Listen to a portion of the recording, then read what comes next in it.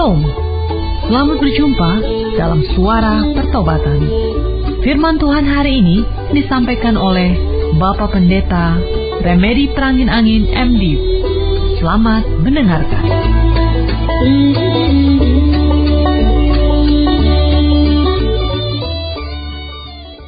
Kami bersyukur berterima kasih Tuhan Yesus dipersatukan kembali dalam persekutuan lewat udara, dalam persekutuan Suara Pertobatan. Kehadiran-Mu dalam Roh-Mu yang kudus membuat si iblis tidak berdaya sama sekali mengganggu konsentrasi kami, dan kami bisa menikmati firman-Mu, memperoleh berkat daripadanya.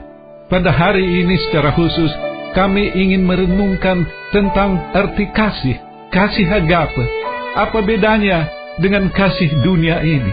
Kami sungguh merindukan kasih yang daripada-Mu di tengah-tengah kehidupan manusia yang gersang, yang bertolak dari kepentingan pribadi, kepentingan diri sendiri, keinginan memuaskan hawa nafsu jasmani. Terangi hati kami, teduhkan hati kami, beri kami pencerahan, agar kami bisa Tuhan menikmati satu kehidupan penuh sukacita, damai dan sejahtera. Berbicaralah Tuhan, kami sudah siap mendengarkan dan diberkati oleh firman-Mu. Terpujilah nama-Mu dari kekal sampai kekal. Haleluya, haleluya, amin. Shalom saudara, apa kabar? Saya harap saudara ada dalam keadaan sehat, sukacita, damai dan sejahtera. Dimanapun sedang berada pada saat ini, di rumah, dalam perjalanan, di tempat kerja, di rumah sakit, atau sedang melakukan suatu kegiatan tertentu. Harapan saya selalu, program ini boleh menjadi teman di kala kesepian, memberi kekuatan di saat lemah, memberi semangat di kala lesu, memberi penyembuhan di kala sakit, menghibur di kala duka, memberikan penerangan tatkala kehidupan terasa gelap. Tuhan Yesus memberkati kita semua dengan firman-Nya. Saudara-saudara yang dikasihi Yesus Kristus, dalam dunia yang penuh dengan dendam, akar pahit, kebencian dan kekerasan, kasih merupakan air yang dibutuhkan oleh hati-hati yang kering. Umat manusia amat membutuhkan kasih. Itu sebabnya, setiap kali kita mendengarkan cerita tentang kasih, hati kita tersentuh. Kasih adalah kebutuhan kita. Saya pernah membaca sebuah cerita, bagaimana seorang suami muda mengasihi istrinya. Pria ini bernama Markus, istrinya bernama Susan. Setahun sudah, Susan, istri Markus, menjadi buta. Usianya 34 tahun. Gara-gara salah diagnosa, dia kehilangan penglihatan dan terlempar ke dunia yang gelap gulita, penuh amarah, frustrasi, dan rasa kasihan pada diri sendiri. Sebagai wanita yang sangat mandiri, Susan merasa terkutuk oleh nasib mengerikan yang membuatnya kehilangan kemampuan, merasa tak berdaya, dan menjadi beban bagi semua orang di sekelilingnya. Bagaimana mungkin ini bisa terjadi padaku? Ia bertanya-tanya. Hatinya mengeras karena marah. Tetapi, betapapun seringnya ia menangis atau menggerutu atau berdoa, ia mengerti kenyataan yang menyakitkan itu. Penglihatannya takkan pernah pulih lagi. Depresi mematahkan semangat Susan yang tadinya selalu optimis. Mengisi waktu seharian kini merupakan perjuangan berat yang menguras tenaga dan membuatnya frustrasi. Dia menjadi sangat tergantung pada Markus, suaminya. Markus, seorang perwira angkatan udara. Dia mencintai Susan dengan tulus. Ketika istrinya baru kehilangan penglihatan, dia melihat bagaimana Susan tenggelam dalam keputusasaan. Markus bertekad untuk membantunya menemukan kembali kekuatan dan rasa percaya diri yang dibutuhkan Susan untuk menjadi mandiri lagi. Latar belakang militer Markus membuatnya terlatih untuk menghadapi berbagai situasi darurat. Tetapi dia tahu ini adalah pertempuran yang paling sulit yang pernah dihadapi. Akhirnya, Susan siap untuk bekerja lagi. Tetapi, bagaimana dia bisa sampai ke kantornya? Dulu, Susan biasa naik bus, tetapi sekarang takut untuk pergi ke kota sendirian. Markus menawarkan untuk mengantarnya setiap hari, meskipun tempat kerja mereka terletak di pinggir kota yang berseberangan. Mula-mula, kesepakatan itu membuat Susan nyaman dan Markus puas karena bisa melindungi istrinya yang buta, yang tidak yakin akan bisa melakukan hal-hal yang paling sederhana sekalipun. Tetapi Markus menyadari bahwa pengaturan itu keliru, membuat mereka terburu-buru dan terlalu mahal. Susan harus belajar naik bus lagi, Markus menyimpulkan dalam hati. Tetapi baru berpikir menyampaikan rencana itu saja kepada Susan telah membuatnya merasa tidak enak. Susan masih sangat rapuh, masih sangat marah. Bagaimana reaksinya nanti? Persis seperti dugaan Markus, Susan merasa ngeri mendengarkan gagasan untuk naik bus kembali. Aku buta, tukasnya dengan pahit. Bagaimana aku bisa tahu kemana aku pergi? Aku tahu kau tidak lagi cinta padaku. Markus sedih mendengar kata-kata itu. Tetapi ia tahu apa yang harus dilakukan. Dia berjanji bahwa setiap pagi dan sore ia akan naik bus bersama Susan selama masih diperlukan, sampai Susan hafal dan bisa pergi sendiri. Dan itulah yang terjadi. Selama 2 minggu penuh, Markus menggunakan seragam militer lengkap, mengawal Susan ke tempat dan dari tempat kerja setiap hari. Dia mengajari Susan bagaimana menggantungkan diri pada inderanya yang lain, terutama pendengarannya, untuk menemukan di mana ia berada dan bagaimana beradaptasi dengan lingkungan yang baru. Dia menolong Susan berkenalan dan berkawan dengan sopir-sopir bus dan menyisakan 1 kursi kosong untuknya. Dia membuat Susan tertawa, bahkan pada hari-hari yang tidak terlalu menyenangkan, ketika Susan tersandung waktu turun dari bus atau menjatuhkan tasnya yang penuh berkas di lorong bus. Setiap pagi mereka berangkat bersama-sama. Setelah itu Markus akan naik taksi ke kantor. Meskipun pengaturan itu lebih mahal dan melelahkan daripada yang pertama, Markus yakin bahwa hanya soal waktu sebelum Susan mampu naik bus tanpa dikawal. Markus percaya kepadanya, percaya kepada Susan yang dulu dikenalnya sebelum wanita itu kehilangan penglihatannya, wanita yang tidak pernah takut menghadapi tantangan apapun dan tidak akan pernah menyerah. Akhirnya, Susan memutuskan bahwa dia siap untuk melakukan perjalanan itu seorang diri. Tibalah hari Senin. Sebelum berangkat, Susan memeluk Markus yang pernah menjadi kawannya satu bus dan sahabatnya yang terbaik. Matanya berkaca-kaca, penuh air mata syukur karena kesetiaan, kesabaran dan cinta Markus. Dia mengucapkan selamat berpisah. Untuk pertama kalinya mereka pergi ke arah yang berlawanan. Senin, Selasa, Rabu, Kamis, setiap hari dijalaninya dengan sempurna. Belum pernah Susan merasa sepuas itu. Dia berhasil. Dia mampu berangkat kerja tanpa dikawal. Pada hari Jumat pagi, seperti biasa, Susan naik bus ke tempat kerja. Ketika dia membayar ongkos bus sebelum turun, sopir bus itu berkata, "Wah, aku iri padamu." Susan tidak yakin apakah sopir itu bicara kepadanya atau tidak.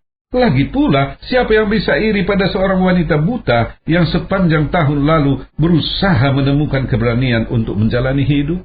Dengan penasaran, dia berkata kepada sopir itu, "Kenapa kau bilang kau iri kepadaku?"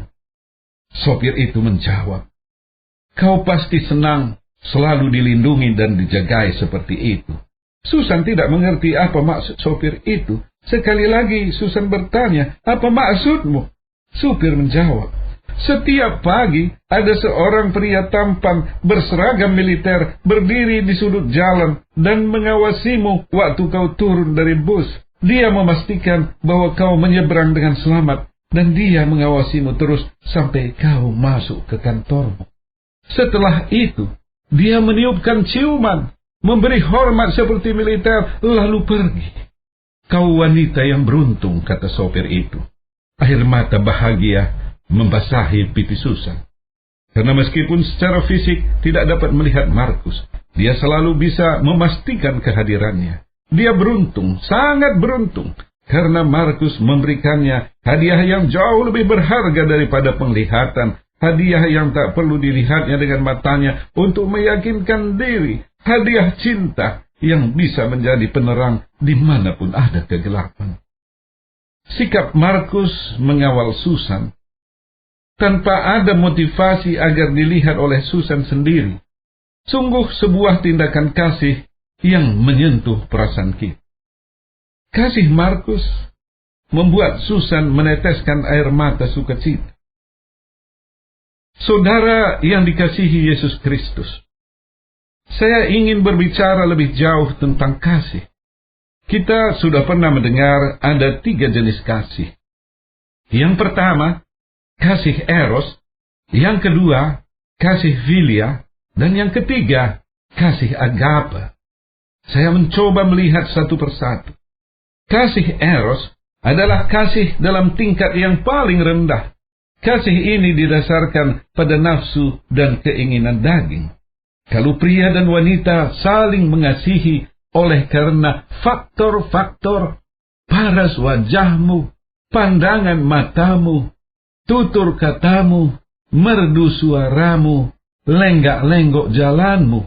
Kasih seperti ini adalah kasih eros.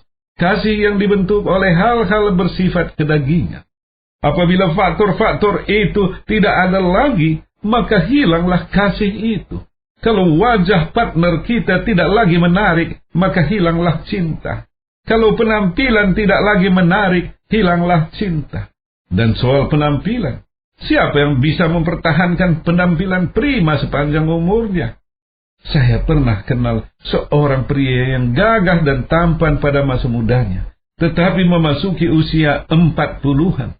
Keadaannya sudah jauh berbeda. Kegagahannya dan ketampanannya pada masa muda seolah hilang. Kalau faktor kedagingan yang menjadi pegangan, tidak lama umur dari kasih itu. Yang kedua, kasih filia, kasih dua arah, kasih timbal balik.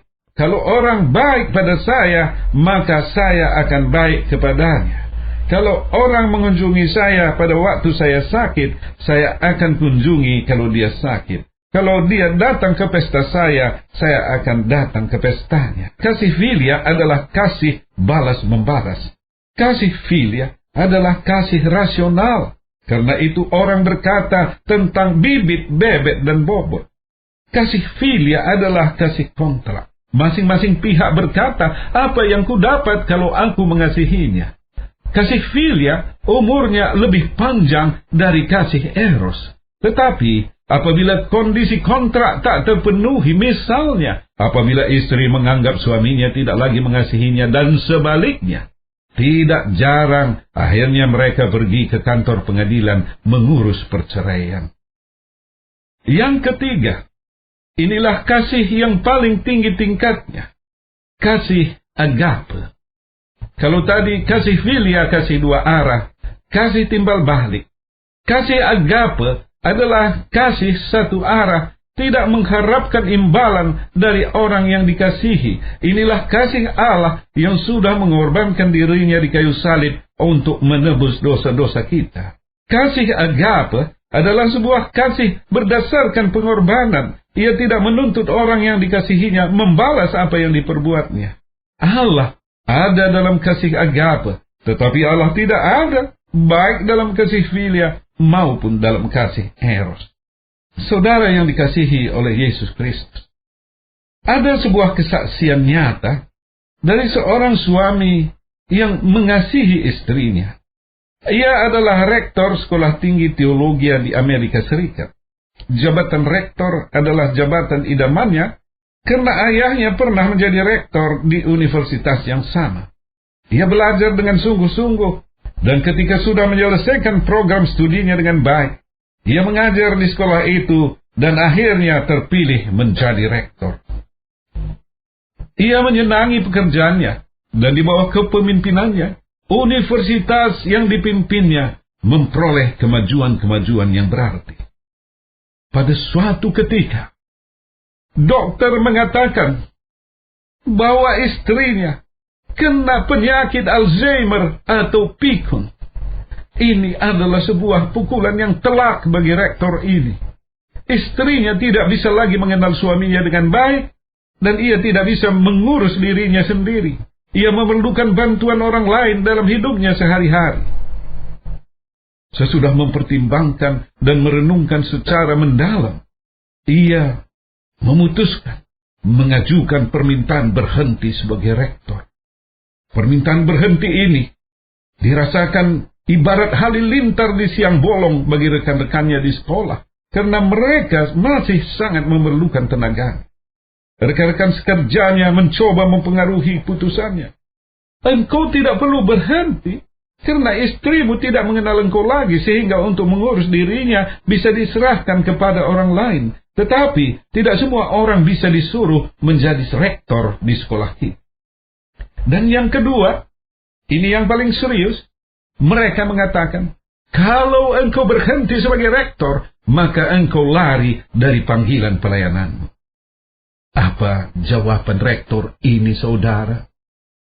Yang pertama katanya, betul istriku tidak mengenal aku lagi, tetapi yang penting aku tetap mengenal dia, seorang istri yang dulu cantik pada masa muda. Dan yang kedua, ia berkata, ada yang lebih tinggi dari sebuah panggilan, yaitu janji pernikahan. Pada waktu kami menikah, aku sudah berjanji bahwa aku tidak akan meninggalkan istriku dalam keadaan berkecukupan dan berkekurangan, dalam keadaan senang atau susah, dan dalam keadaan sehat atau sakit seumur hidup. Janjiku kepada Tuhan lebih tinggi nilainya dari sebuah panggilan. Rektor yang sedang menanjak dalam karirnya memutuskan berhenti untuk dapat mengurus istri. Saudara yang dikasihi Yesus Kristus, jelas ini adalah kasih agape, kasih satu arah, karena istrinya tidak bisa lagi membalas apapun kepada suami yang baik ini. Ia berkorban demi istrinya tanpa mengharapkan suatu balasan. Saudara yang dikasihi Yesus Kristus, apakah manusia bisa mengasihi dengan kasih agape? Apakah kita bisa mengasihi seperti Allah mengasihi kita? Untuk merenungkan hal ini lebih jauh, saya mengajak saudara mengambil referensi dari firman Tuhan, dari kitab 1 Yohanes pasal 4, ayat 15 sampai dengan 21. Kembali kepada pertanyaan semula, apakah manusia dapat mengasihi seperti Allah mengasihi? Apakah manusia dapat memiliki kasih agape? Saya jawab dengan tegas, tidak bisa. Tidak bisa dengan kekuatan sendiri. Dalam ayat 18 dikatakan, di dalam kasih tidak ada ketakutan. Siapakah manusia yang tidak memiliki rasa takut? Dalam keadaan masyarakat yang semakin penuh dengan tekanan-tekanan, siapakah yang dapat mengatasi rasa takut?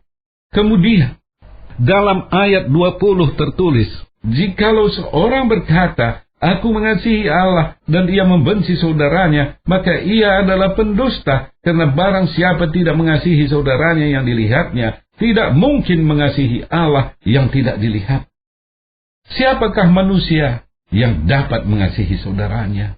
Siapakah manusia yang dapat mengampuni saudaranya seperti Allah mengampuni manusia? Tidak ada, saudara. Mungkin saudara terkejut mendengar pernyataan saya bahwa manusia tidak bisa memiliki kasih agape dengan kekuatannya sendiri. Dengan kekuatan sendiri kita tidak bisa mengasihi. Kasih agape adalah kasih Allah. Hanya Allah yang bisa mengasihi satu arah. Hanya Allah yang bisa mengasihi tanpa mengharapkan balasan. Tetapi puji Tuhan, haleluya, manusia tidak sanggup mengasihi, saya dan saudara tidak sanggup mengasihi, tetapi Allah sanggup. Dalam zaman perjanjian baru ini, dalam masa pencurahan Roh Kudus, kita yang tidak mampu mengasihi menjadi mampu mengasihi, karena Allah diam di dalam hati kita, di dalam Roh-Nya yang kudus. Yesus Kristus sendiri tinggal di dalam hati kita sehingga kita mampu mengasihi. Apabila kita hidup bersama dengan Yesus dan Yesus tinggal bersama dengan kita, kita mampu mengasihi saudara. Inilah berita Injil. Apa yang tidak mungkin sekarang menjadi mungkin. Setiap orang yang memiliki Roh Allah disebut sebagai anak Allah. Ia menjadi biji mata Tuhan. Ia sanggup mengatasi semua kesulitan penderitaan di bumi ini karena Tuhan memeliharanya seperti biji matanya. Bukan suatu kebetulan saudara mendengarkan suara pertobatan ini. Yesus melawat saudara, Roh Kudus melawat saudara, Ia menjamah saudara. Roh Kudus mengingatkan saudara akan kehidupan lama saudara, kehidupan sesat, kehidupan dalam dosa. Mungkin orang-orang lain tidak tahu, tetapi saudara mengetahuinya. Dan saat ini, apabila Roh Kudus menjamah hati saudara, terimalah Yesus sebagai Tuhan dan Juru Selamat. Roh Kudus akan memampukan saudara untuk melawan dan mengatasi dosa-dosa saudara, betapa gelap dan kelam sekalipun. Yesus sanggup memulihkan kehidupan saudara, memampukan saudara untuk memiliki kasih agape, kasih yang sejati. Tuhan Yesus memberkati saudara dengan limpahnya, penuh sukacita, damai, dan sejahtera.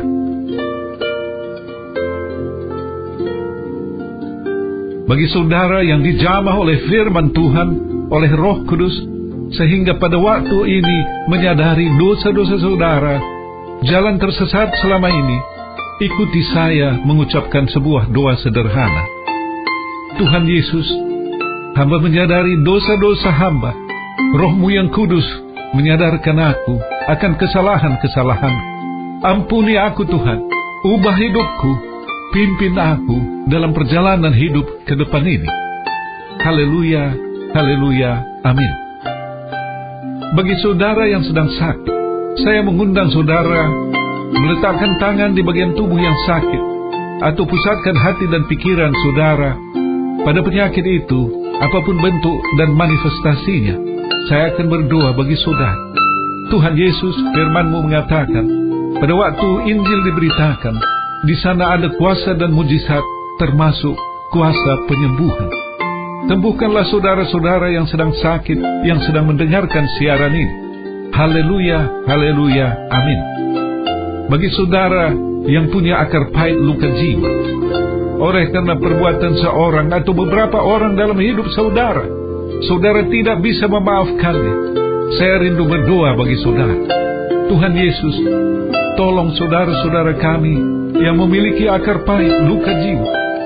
Mereka tidak sanggup cabutkan akar pahit itu, tetapi Yesus, Engkau mampu cabutkan akar pahit itu. Haleluya, haleluya, amin. Akhirnya, hamba berdoa bagi semua pendengar siaran ini, dimanapun mereka berada. Berkati kehidupan secara pribadi, secara keluarga dan pelayanan. Berkati usaha pekerjaan, studi dan pelayanan mereka. Terpujilah nama-Mu dari kekal sampai kekal. Haleluya, haleluya, amin.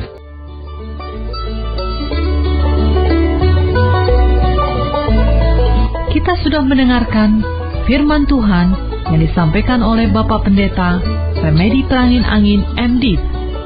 Pendengar dapat mengirimkan pokok-pokok doa kepada Suara Pertobatan, alamat email suarapertobatan@gmail.com, suarapertobatan@gmail.com, SMS atau telepon di pesawat 021 7005 8400, 021 7005 8400. Sampai jumpa pekan depan pada hari dan jam yang sama. Tuhan Yesus memberkati.